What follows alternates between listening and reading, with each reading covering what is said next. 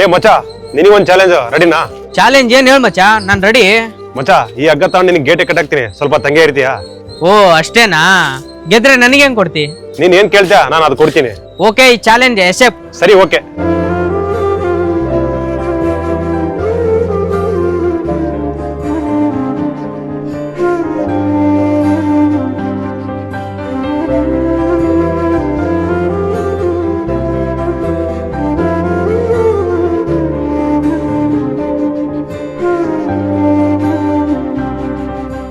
ಏ ನಿನ್ ಬುದ್ಧಿ ಐತಿಲ್ಲ, ಸ್ವಲ್ಪ ತಂತ ಹೇಳಿ 3 ತಾಸು ಕಟ್ಟೋಗ್ತೀಯಾ?